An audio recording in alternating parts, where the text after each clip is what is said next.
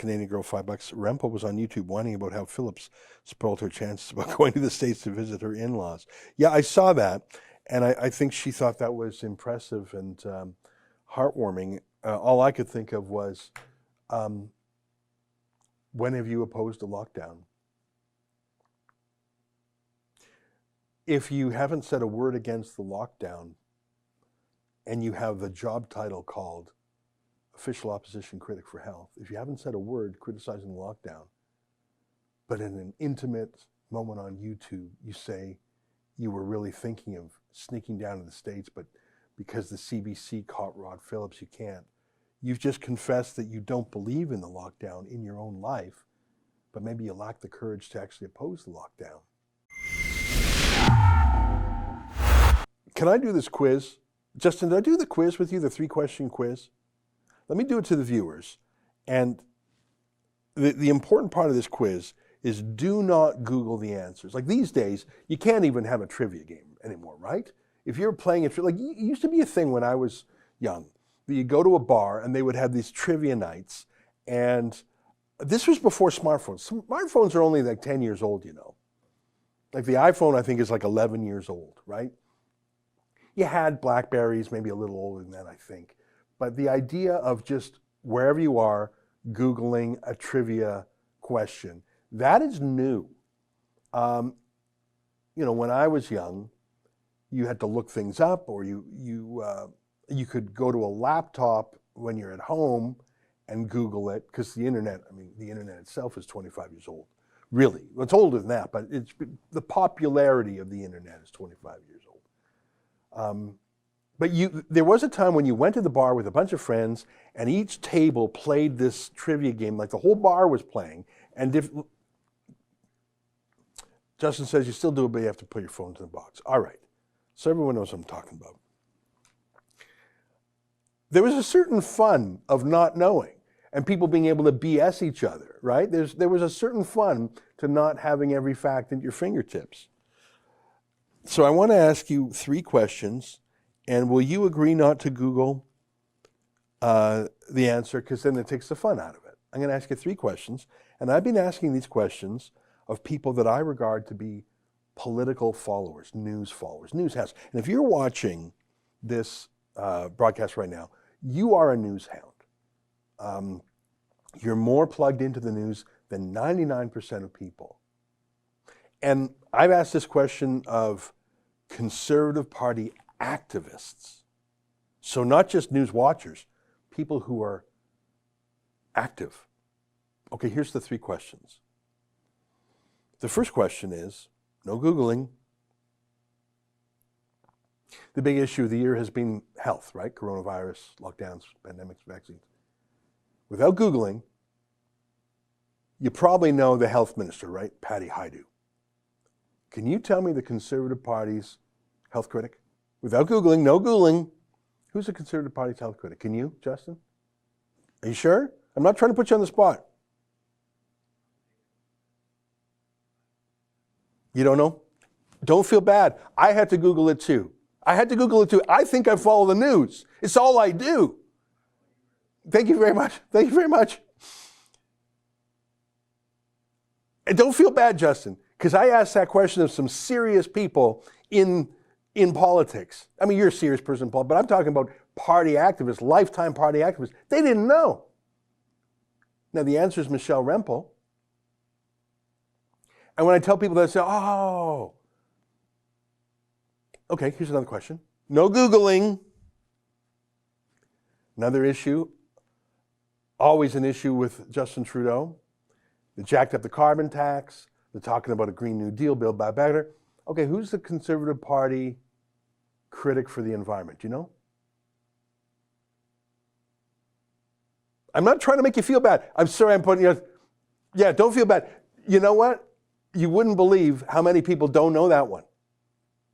I had to Google it, so I'm not making you feel bad. I'm telling you. The answer is Dan Albus. He's an MP from the interior BC, if I recall. Yeah, okay.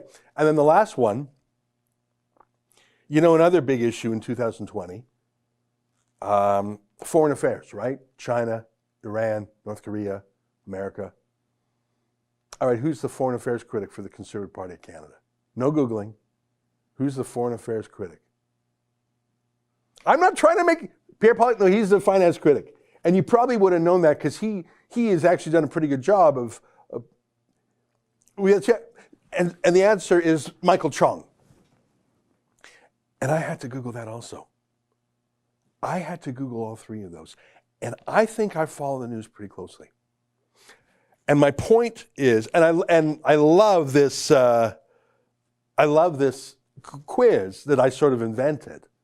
And I did it with A10, and I'm not going to tell you the names of the other guys I did it with because they're not allowed to talk to me.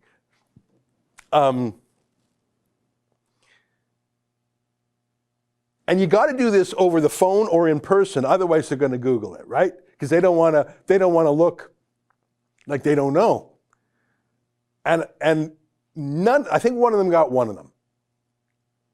And I'm talking. If you knew the guys I've talked to, you'd say he didn't know. Well, I didn't know.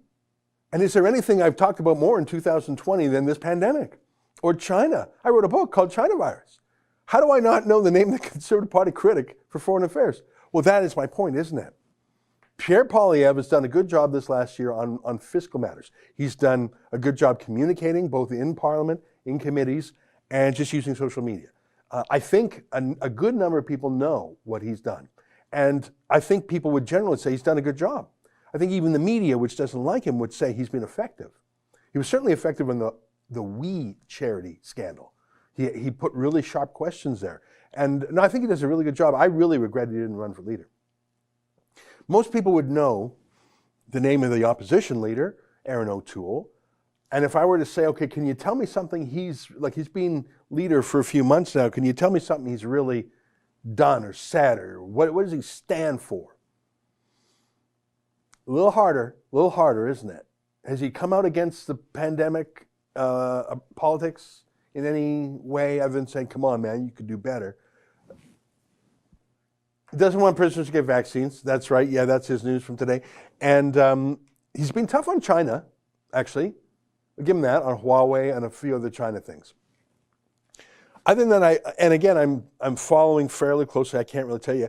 And the reason why you don't know who the opposition critic for foreign affairs, environment, or health are, even though I put it to you, those are the three most important files, is because they haven't really been opposing in a vigorous way. Now, some people, when I give them this 3-question quiz, they say, oh, Michelle Rempel, I see her on YouTube. And that's true. She does lots of YouTube vids. And then I say, can you remember anything she said? Because she's like a pundit. She's like a chatterer. But can you remember, was there something in particular she opposed? Okay, so maybe she doesn't think Trudeau has done it right. Maybe you think Trudeau has wasted money or should be doing the vaccines faster. Those are fairly generic, but is there a systemic, significant, philosophical difference of opinion between the Conservative Party of Canada and the Liberal Party of Canada on the pandemic? That's what I'm getting at. Like, what is the difference between Trudeau and O'Toole, between the Liberals and the Conservatives on the issues of the day, on the pandemic? What's the difference? Do you know? I know I'm not trying to put you on, so that's why you don't know who the critic is. I can tell you, I mean, fiscal issues are the easiest issues for Conservatives to be hawks on, because Liberals always waste money, they steal money, they give money to their friends, they tax, they borrow. So Pierre, he does a great job, but it's easy to be a Conservative on fiscal matters. It takes courage to be a Conservative, to care about civil liberties on the pandemic issue, on the lockdown issue. And I put it to you, there's not a political party in Canada that is opposed to lockdown. There's not one. You only see independents and, Randy Hillier, and I'm almost done, the list, when I mentioned Randy Hillier. Maxime Bernier, but he doesn't have a seat. I think I'm almost done the entire list of politicians in Canada who oppose the lockdown.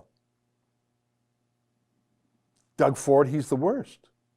Brian Pallister, he's the worst.